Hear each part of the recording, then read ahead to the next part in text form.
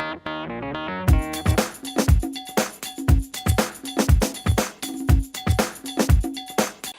and welcome to Psychology TV. This week we'll be looking at impression management and self-regulation theory. Over to you guys.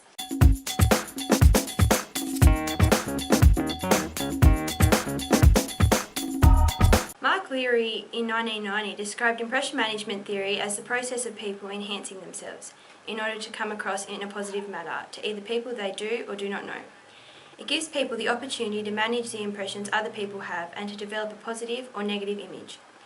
Today we'll be following 4 students, Ned, Joe, Jill and Paula, who are going to try out for a mixed netball team. They are all good examples of people who are using impression management.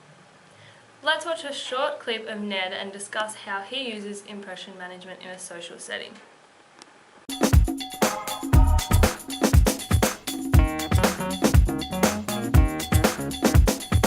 I have a great project. The results are really going to change the way psychologists think about the development of violent tendencies during sport. Professor Smith has already told me that she wants to present my findings at a national conference where there will be a lot of big-name sports psychologists. I will be able to write my ticket to any graduate school that I want. Next, let's watch a clip of Joe.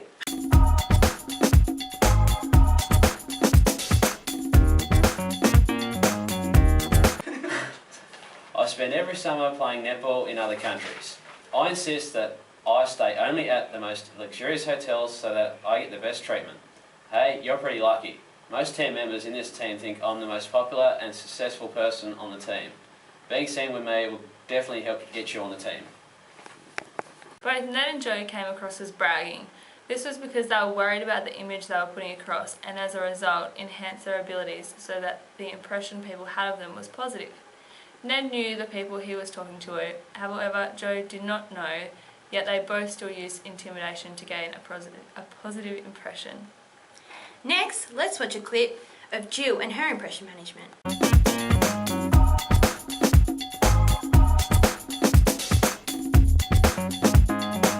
I performed decently in my previous games, but I think I'm just lucky. If it weren't for my teammates helping me train, I probably wouldn't have got the number of games I did last year. I'm just your everyday average team member. Next, let's watch a clip of Paula.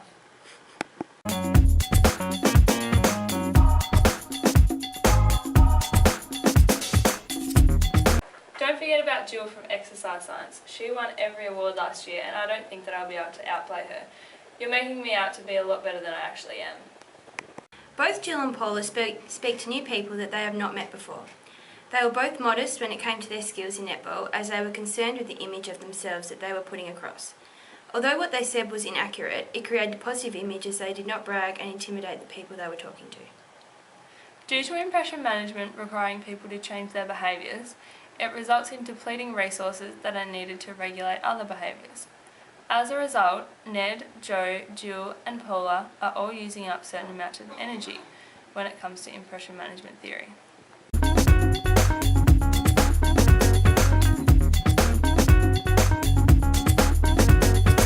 Albert Bandura stated that when people talk to different audiences, they use different amounts of behavioural regulation and therefore use up more or less amounts of brain energy.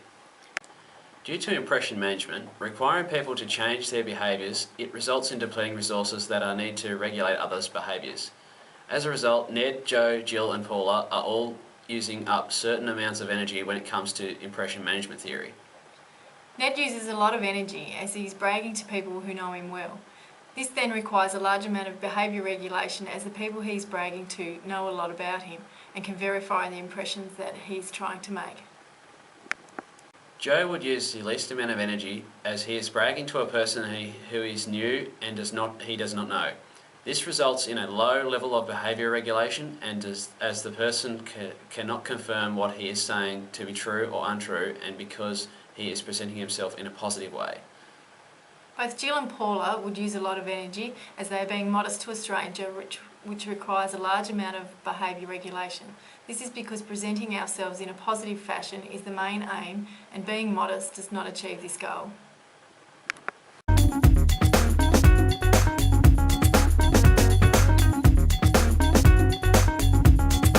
Ned knows the audience he's talking to well, as there is not many people in the class he knows them from. This could influence his impression management as he wants to come across in a positive way by highlighting his positive qualities and hiding his negative ones. Joe does not know the audience he is talking to. However, he knows the person is new to the university. This could influence his impression management as he wants to come across in a positive manner and knows the person does not know anything about him, so he can use intimidation and bragging in order to signal power. Jill does not know the audience she's talking to. However, she finds a person attractive, which is why she does not talk too much about herself. This could influence her impression management as she does not want to come across as intimidating or as if she is bragging, so she's modest about her achievements. Paula does not know the audience she is talking to, but the person is giving her lots of praise and compliments. This could influence her impression management as she might want to come across in a positive way and not as if she is stuck up, so instead is modest about her abilities.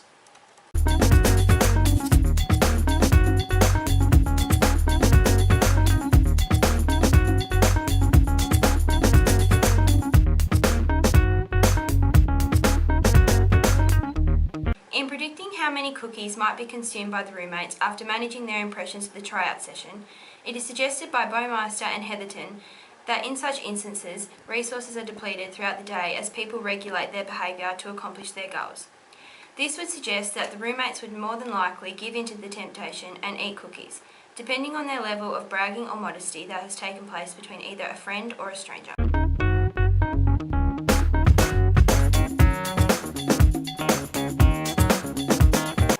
However, this case study differs in that Ned, Joe, Jill and Paula made a group commitment, set a goal, not to eat junk food in order to become healthier. Therefore, the members may remind each other of the commitment that was made and then not give in to temptation. As suggested by James, effective self-regulation is more likely where there is goal setting put in place. Locke and Latham suggest that individuals with high self-efficacy are more likely to remain committed and motivated to attainment of challenging goals.